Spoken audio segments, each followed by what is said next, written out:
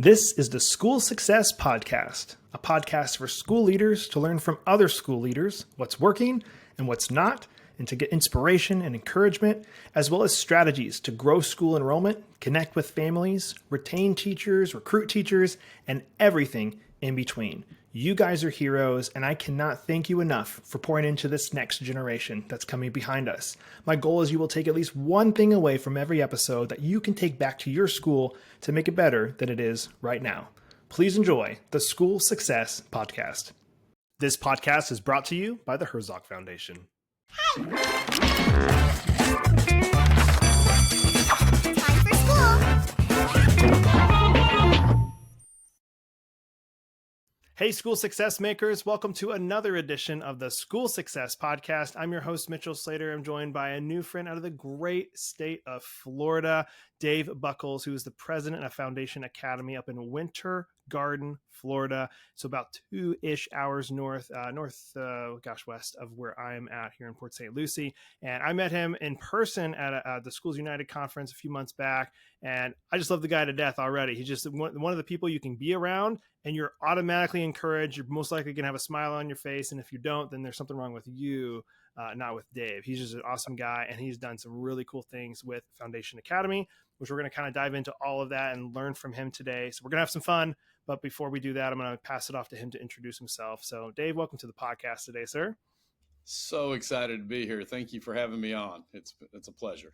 We're going to have some fun. And I like to start with the same question for everybody, Dave. So I have been to Winter, Garden area, but I don't know if I've actually ever gotten food or done anything besides Disney World in that area. So I got to ask the same question. If I was to visit you in Winter Garden, what would you say, Mitchell, you need to eat this and do this to experience specifically Winter Garden? Is there something specific I need to go eat and do?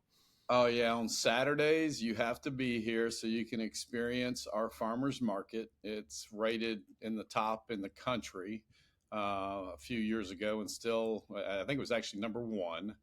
And then we have this marketplace, which is this big long warehouse that has like 30 pop-up restaurants in it. Really just 20-foot wide, shotgun, order your food, go sit outside and socialize.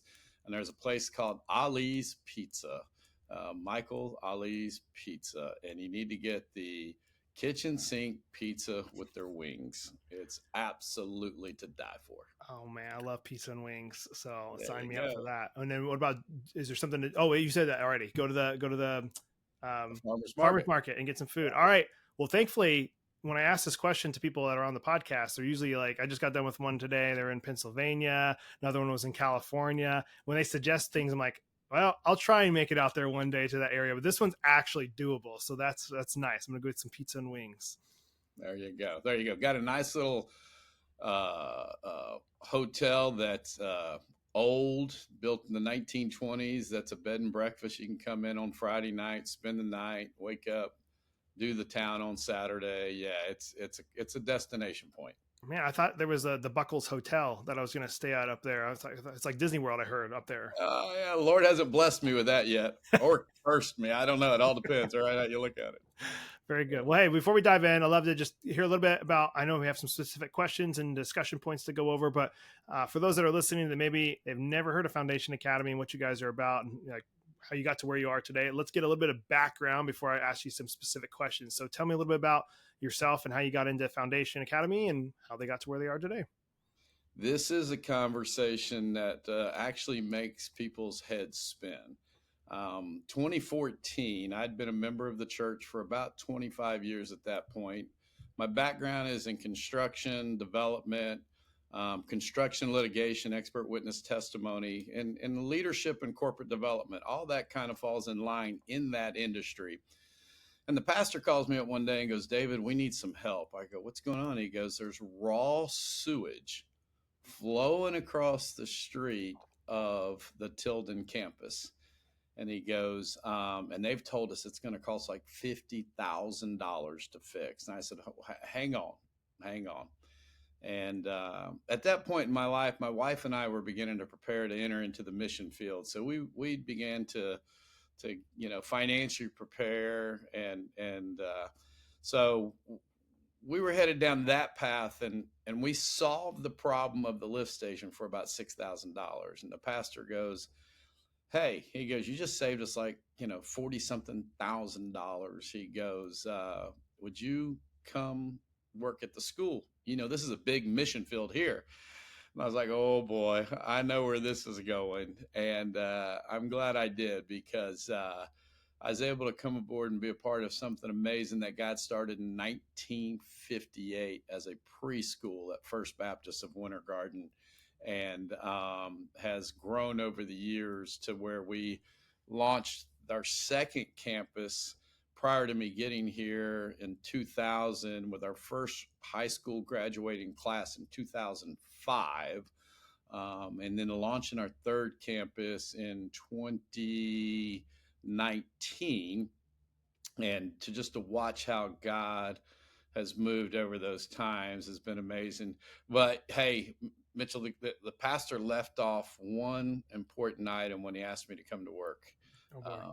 It was the fact that the school was held in the special assets group at the bank, which basically meant this, banks don't want to foreclose on church schools. That's bad PR, right?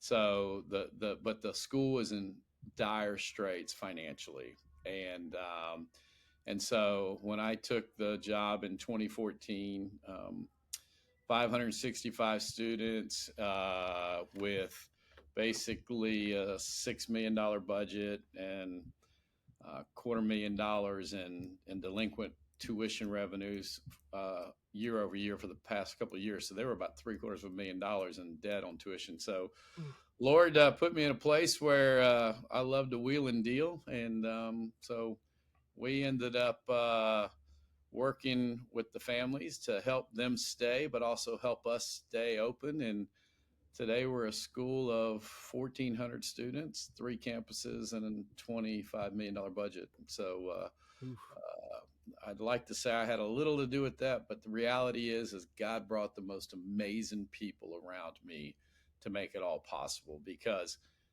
you heard me say at the beginning, my background was leadership and construction, and I just applied my skills in leadership and processes in the academic world. And when I build a building, I go find the best architects.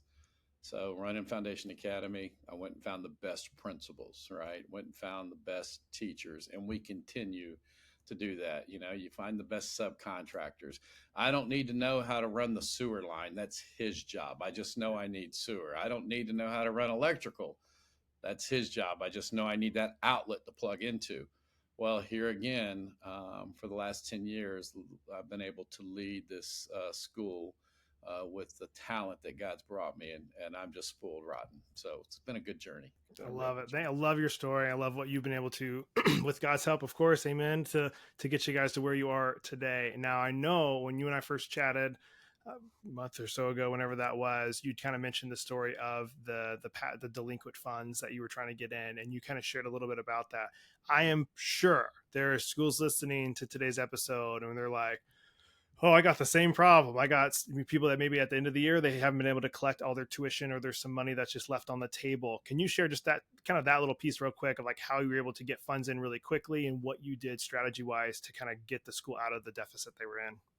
Sure. What I found out is, again, new to education, I came in May, so we're heading into summer. Well, you're through your enrollment process or knee deep in enrollment, and school's starting in August. So I says, just out of curiosity, I asked the finance manager, I go, how many people are enrolled and have paid their re-enrollment fee for next year that owe us money from the school year that just finished? And he says, well, it's about $250,000, and here's the list. I says, okay, well, we're going to let them know that their payments that they've made for this upcoming school year, because I went and read the policy, make sure you understand your policy and procedures manual, right?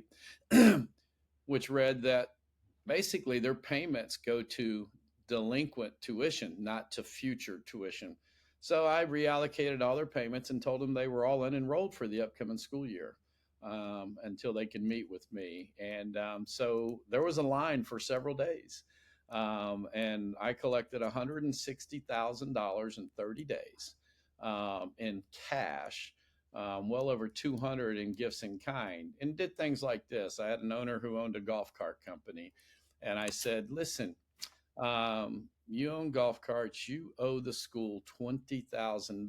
So this is what I want you to do is you pay the school $10,000. And he thought that was it. Oh, thank you, thank you. And I said, no, I'm not done.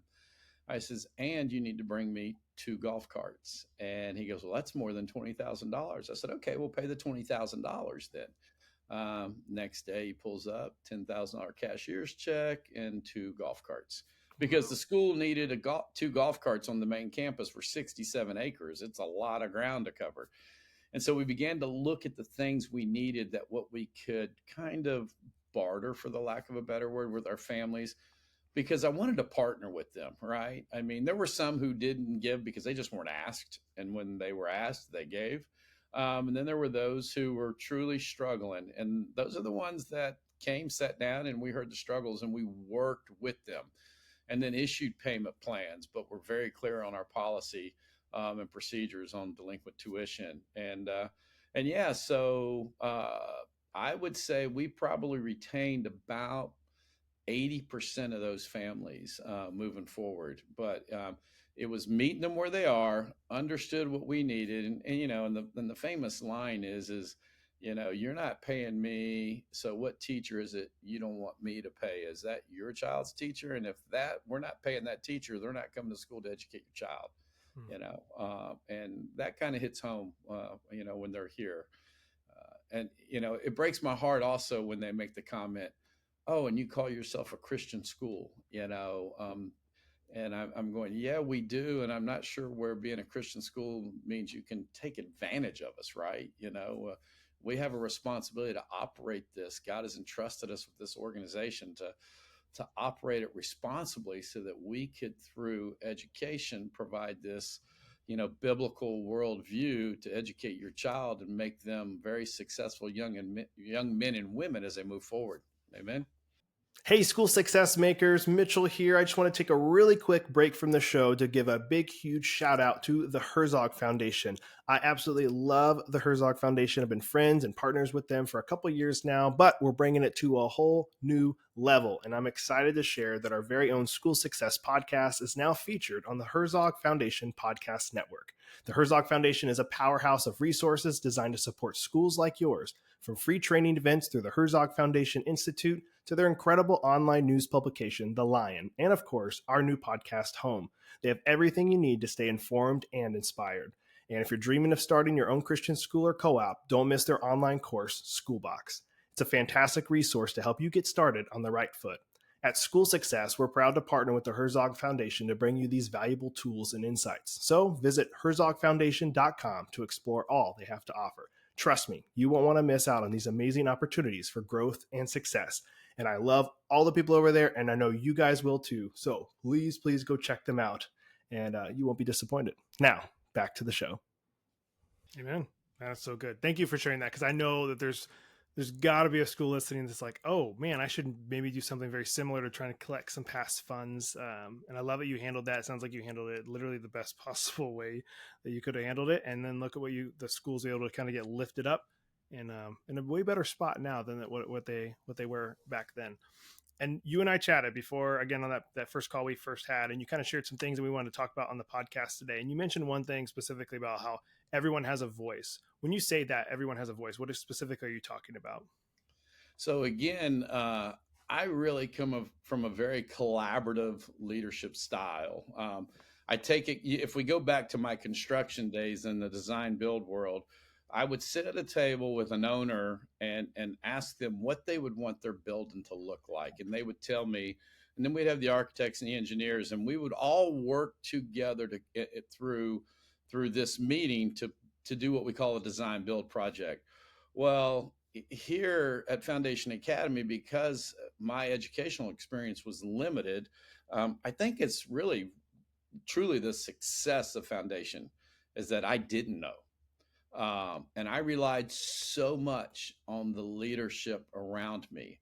Now, the Lord's blessed me with, the spirit of discernment and be able to weigh and measure and look at things in ways that can guide and lead. But I would put, and even to this day, even right before this phone call, we were in a strategic planning meeting, right? And the communication person was able to speak up and not be worried about, oh, I'm talking to the president of the school, and giving guidance on how we move forward on things. And when they understand they have a voice, they then realize they're valued, right? Again, you'll hear me probably say it 10 more times on this podcast. We are where we are today because everybody that works around me. I'm just the guy standing up in front and taking the fiery arrows and leading the spiritual charge. But it's the troops on the ground, it's the boots on the ground that are making it happen.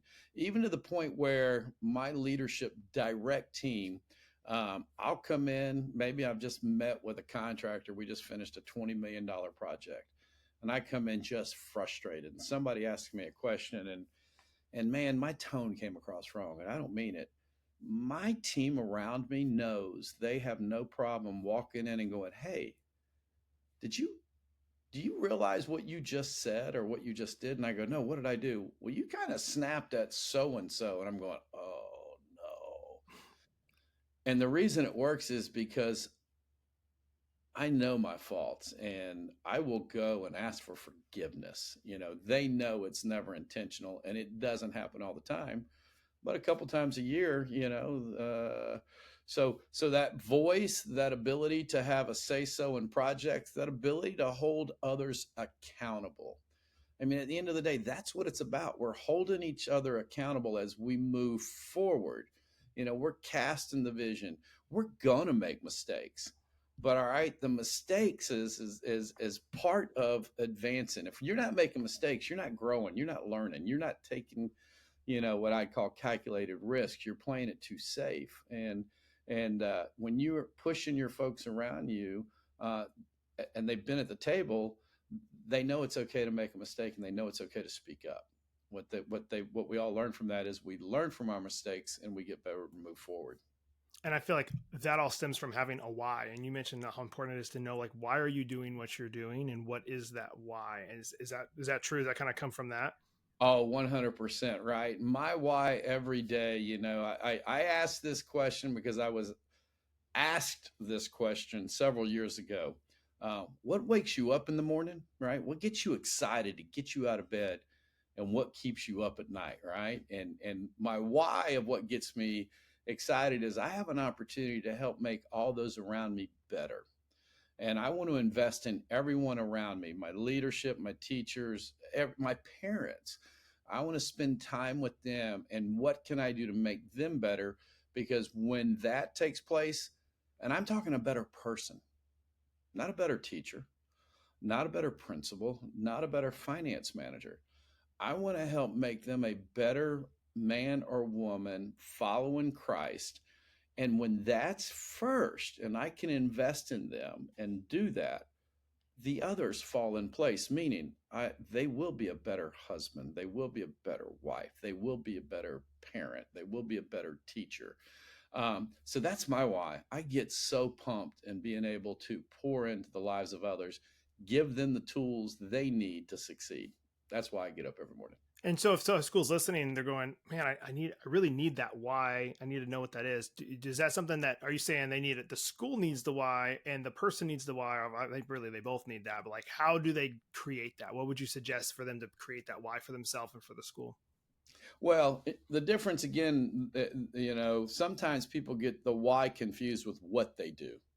Why do you do this? Well, I like educating people. No, that's what you do, right?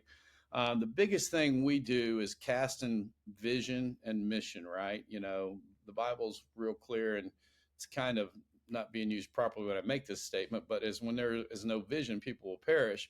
Well, the whole purpose of that vision, right, is so that you know where you want to go.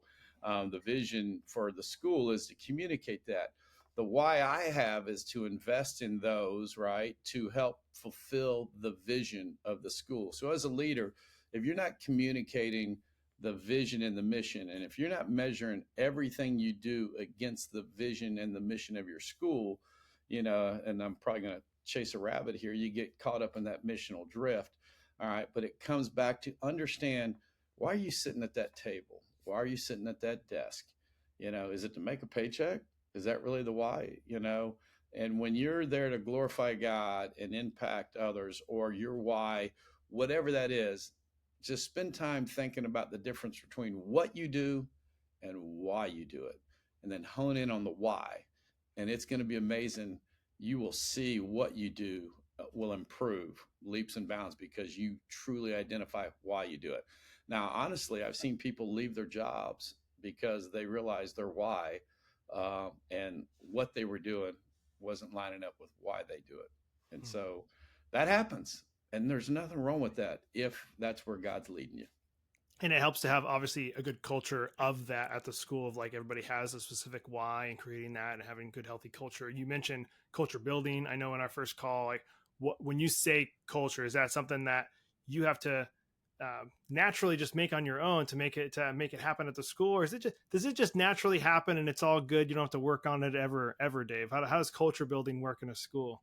Oh my gosh. Yeah. Culture building. There are people who can crush a culture in a heartbeat, right?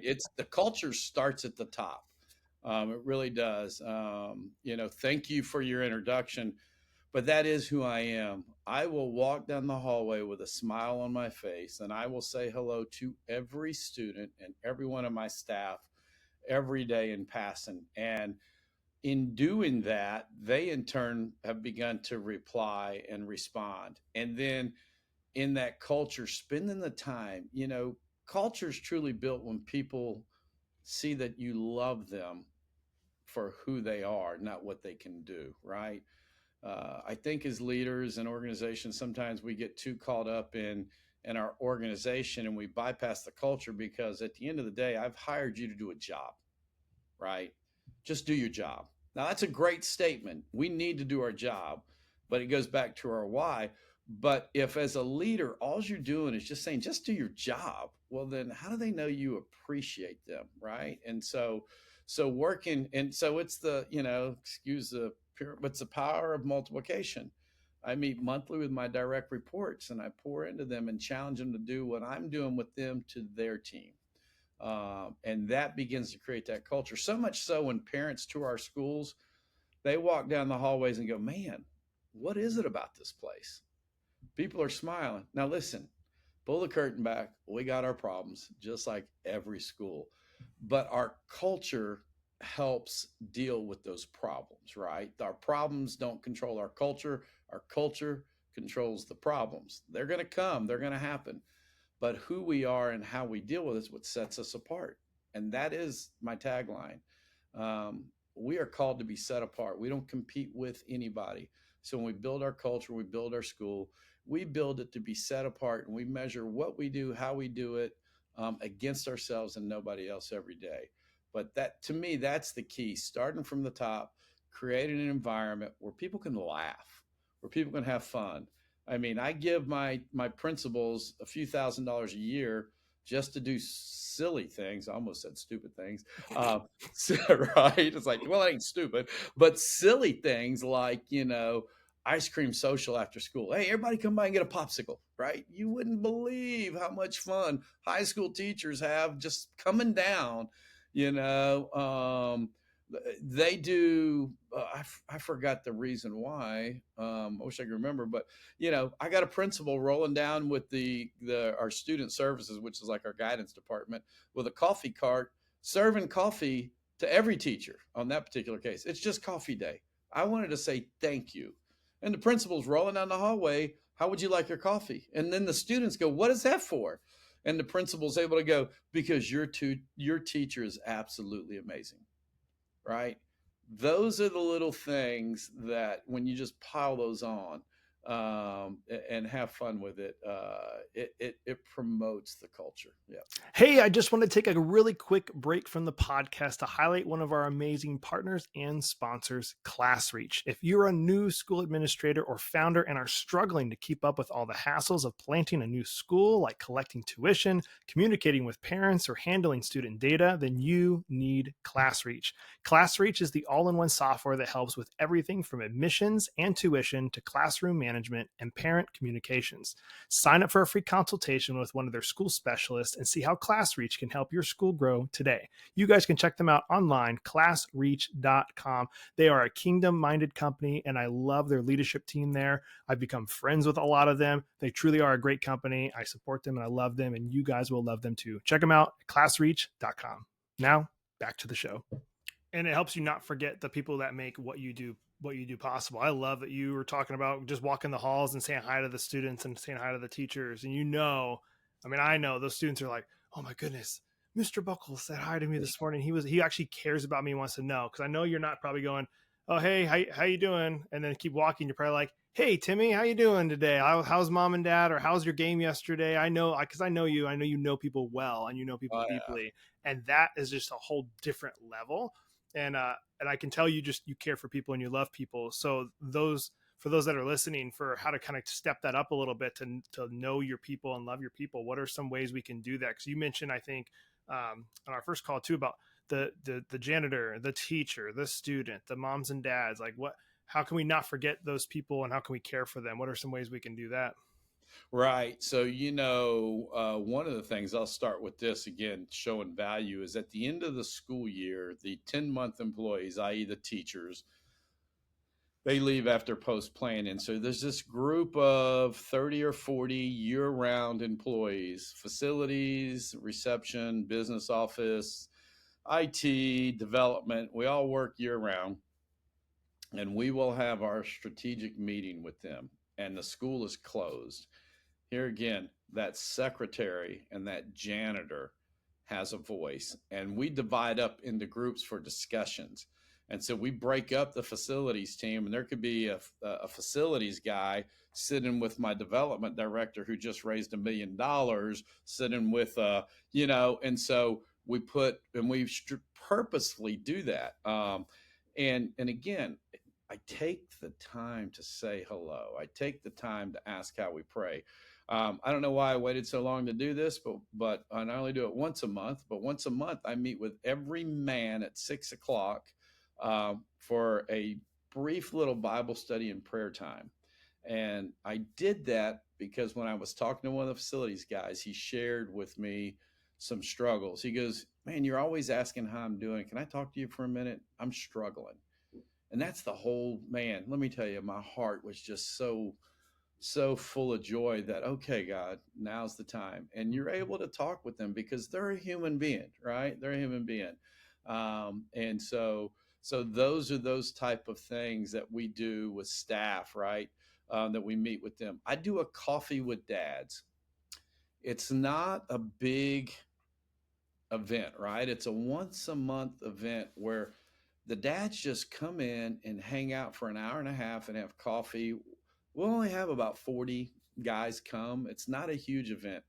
But what's special about that time is I get to talk to each one of those individually or in small groups, and then we'll share a brief little message. But that community, that group, with the high school parent and the elementary parent, all of a sudden they've now met each other and go, oh my gosh, my kid is going through this, and this dad's going, oh yeah, I went through that, and this family forms, right? And so those are the things. And then,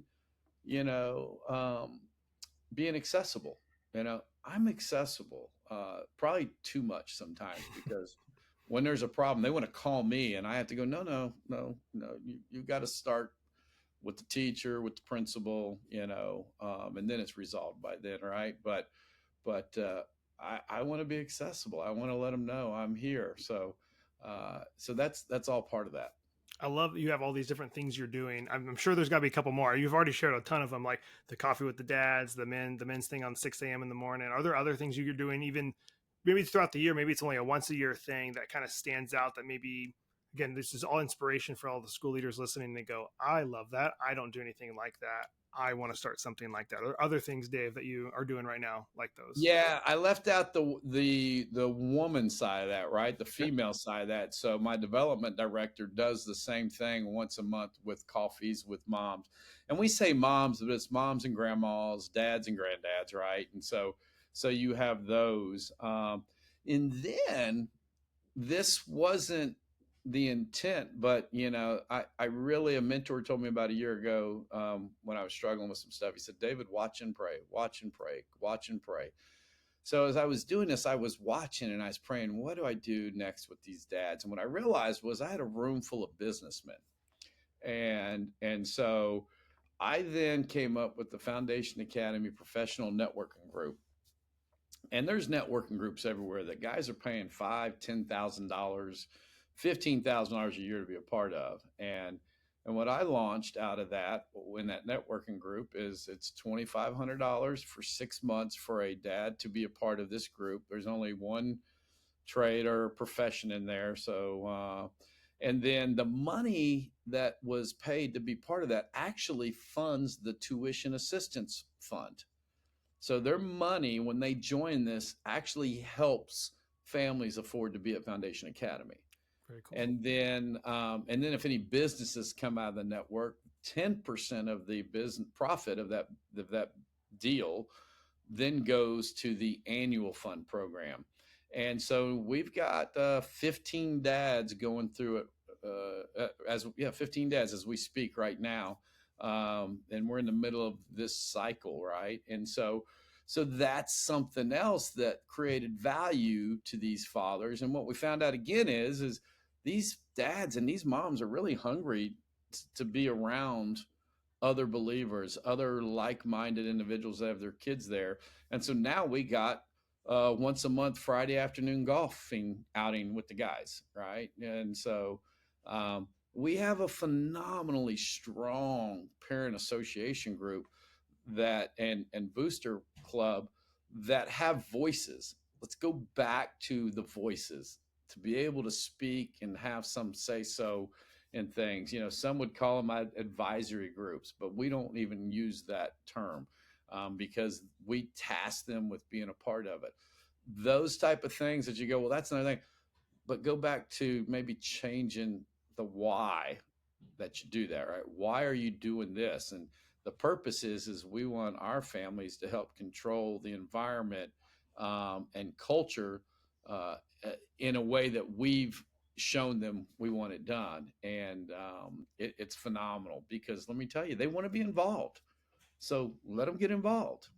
Yeah. But it does come with a price at times, because sometimes they want to get too involved, but that's just part of the project. And community is huge. I mean, they already feel like they're a part of it when in the grand schemes of like their child being in there. But man, if you can hone them in to a little bit of a closer knit community, then you get to, like you said, get to know them more. And then if there are specific asks, you might know, you know what, we got a guy in the group that has golf carts, or we have a guy in the group that could do construction. Like, them personally to ask, or maybe you do need like a big donor to come in and help with something. I'm sure they're probably the first people on your mind be like, hey, here's the situation, would you be willing to help? And then they may be willing to help. And it's that close knit community. We all want that. I feel like our souls long for that. And so helping to cultivate that at a school is huge. So I'm glad you've opened up the ability for people to do that. That's really cool. Cool. So you mentioned, I think, well, no, actually you didn't mention, I'm going to mention it. So in all this, you have a big school. There's a lot of people, there's a lot going on.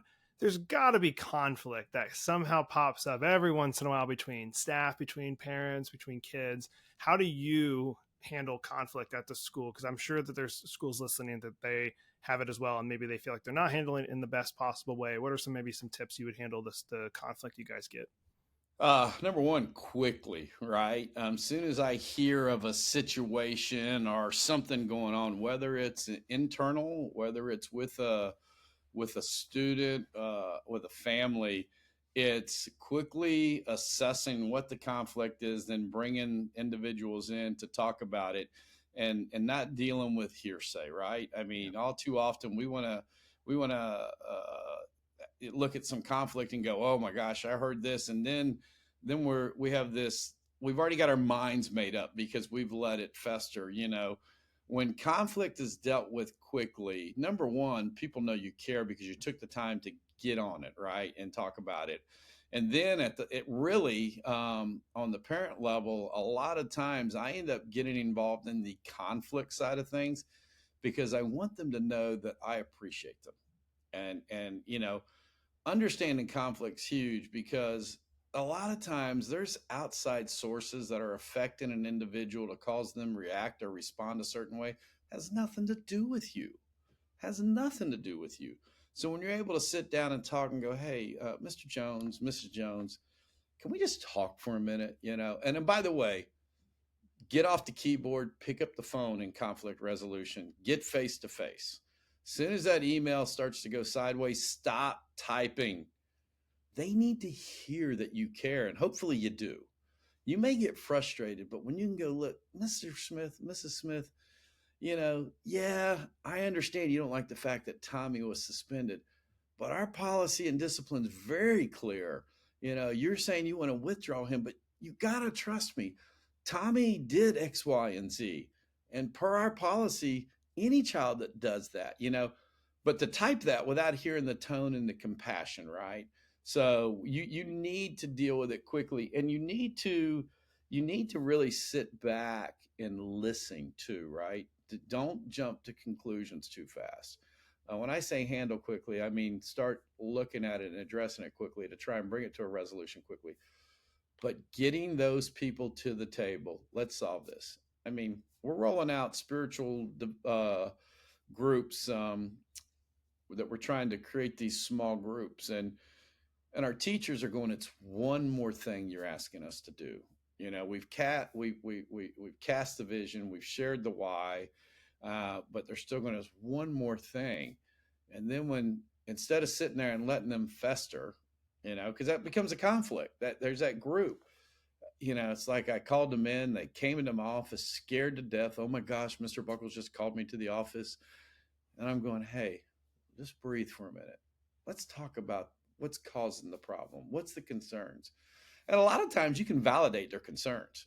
They're just going about how to resolve it the wrong way. So yeah, don't waste any time. You'll save yourself a lot of energy by jumping on that conflict quickly. And who should be handling that conflict? Obviously, in a bigger school, you have different levels of principals, teachers. At what point should it be escalated to a person like even yourself, like the top of the school, to say, should you really even be brought into certain things? So maybe some schools struggling with who should be handling what conflict. How should you work that? Oh yeah, so athletics, right? Oh, good friend of mine who's president of University of Central Florida. I said, "What's your number one problem? That you deal with?" He goes, "Athletics, right?" Every school is athletics, and they want to bypass everybody.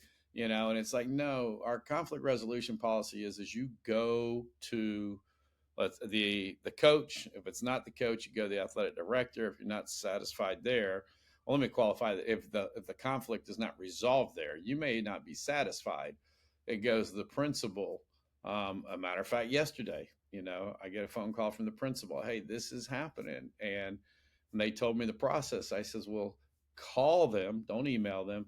Say, listen, I understand you're requesting to meet with me and Mr. Buckles, but Mr. East, the athletic director, has opined on this, and it aligns with our policy, and we're supporting them. So we're not going to be meeting. Well, there's other things. Well, you go talk to them, right? And so when somebody raises their hand, meaning our staff, and says, I need your back, I need backup, we're in. We're in 100% to show that, we're going to support them. So to your point, Mitchell, it goes, the process follows up. They're not allowed to bypass the principal to get to me, right? Yep. If it's a parent. If it's an employee, it's the same thing. You start with your supervisor, right? And bring HR in, let HR mediate and help everybody resolve the differences and the conflicts. We got 200 employees, so we're not free of conflict. Yeah. So what about when you're having one of those coffees with dad and the dad's like, hey, Dave, I want to talk with you about something. He starts sharing all these things. Do you shut it down and go, hey, you need to talk to so-and-so first. Let me know how that goes. Or how would you handle that if they come with you directly, wanting to have like a confidence type of conversation with you? Oh yeah, I do real quick. I say, listen, I appreciate you coming to me with this, but I need you to go. And as a matter of fact, let me help you on how to approach the principal or the AD. Um, Go this route because what you don't know is, he just came off of a night of having, 7 events on campus, or she just ended up with dealing with whatever. So, maybe when you go, you didn't get the response you get. Let's just try it again. So I end up not solving the problem, but helping them know how to communicate because it's that balancing act of wanting to be relational and not turn them off. But I'm not going to my principal to say, hey, I met with Mr. Jones and this. And I let them know that I'm not going to him. I'll help you from your side on how to talk to them, but I'm not interjecting. And it works most of the time. That's good. That's good. Well, I know that's a lot to manage when you got 200 staff, you got 1,400 students, which means potentially you got a few thousand parents that are trying to have a problem solved. There's no way Dave Buckles can handle every No, thing. Even with all the teachers, there's no way you can handle 200 requests or 200 things coming in the door. So there has to be exactly. systems and processes. There has to be things to follow, or it's going to be an absolute nightmare. And then nobody's going to be happy because then nothing's getting handled or managed at that point. So there's definitely people need the schools that are listening. You got to have some of these things in place to keep bigger issues from arising out of not having anything at all. So that's really good. Schools, I don't think realize, and you touched on this, Mitchell, how far of a reach they actually have. When we looked at the number of students we have, with the number of families that we have, the number of blended families, meaning remarried. So some kids have 4 parents, and then they end up with 6 or grandparents, right? And you start adding that out. I showed our team at Christmas time that at any given time, Foundation Academy can impact the lives of over 10,000 people. All right. So what we do matters, and how we do it matters, and how we respond matters, because that's just the immediate impact within the Foundation Academy community when we talk about grandparents. Never mind the friends that they have, right? And then it just keeps going and going. So it's a big deal to do it right, and do it in a way that honors God, and not do it in a way that honors you, right? Because Yeah. it ain't about me, right? Amen. Well, I want to be respectful of your time. So I got one more question for you Yes, sir. before we close it out. If you were to share, I know all this has been advice, by the way, this is all good. But if you were to share one more piece of advice with the school leaders listening, what would the one piece of advice be for them? Take time for you. Mm. It took me several years, but the last couple years, and especially this last year, I had a board member force me to take time. And what I've been able to do, because as I said earlier, I like to give myself away to help make people better. What I realized is um, there wasn't enough of Dave to go around. To your point, and I spend a lot of time each week, 30 to 40 minutes a day, 2 to 3 hours once a week of quiet time with me and God. You're going to sit there and go, how do I do that? I don't. It has to be your number one priority. You have to spend time for you, because if you're a husband or a wife, you need to do that for your spouse, period. You need to do that for your children, period. School's great. They'll benefit from it. Spend time with God to benefit your family. Make that your number one priority. Everything else will work itself out. That's That's my advice. That's good. I was listening, it reminded me of a podcast I listened to just last week where the guy said, he asked the guest asked the host, said, "Are you willing to die for your family?"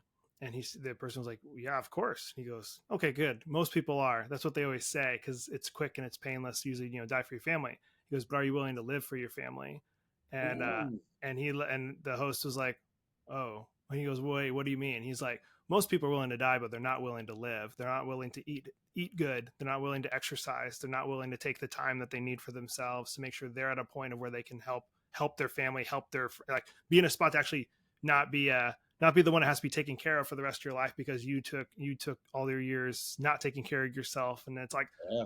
I was like, it was like such a gut check for me when I heard that, to go, man, yeah, I always, yeah, I'll die for my family, but I've never heard somebody flip it to say, are you willing to live for your family? And so, taking time for yourself, like you said, Dave, and making sure you're at a good spot. Because if you're not, then the marriage is not going to be good. The relationship between you and your kids alone, and then school, like, it's a huge trickle down. If Dave's not good, a lot of people are not going to be good as well. So I love that piece of advice.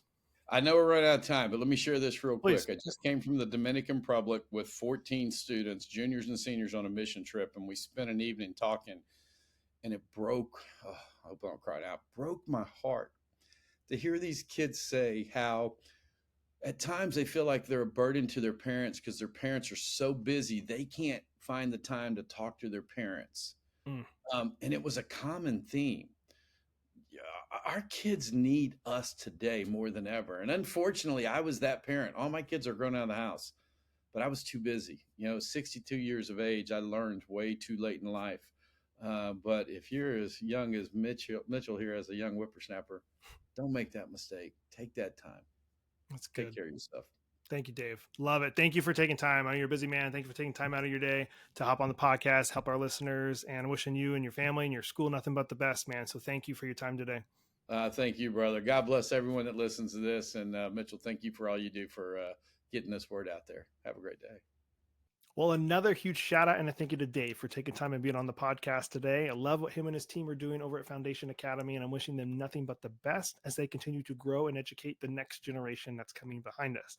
And as always, I'm hoping you guys were able to take at least one thing, but there could probably be 2, 3, 4, or 5 things from today's episode that you can take back to your school to make it better than it is right now. So if you need to, go re-listen to the episode, maybe listen to it on 1.5 speed, get done a little quicker, and get some of those action steps and things you can do to make your school better, because there is a lot that is jam-packed into today's episode.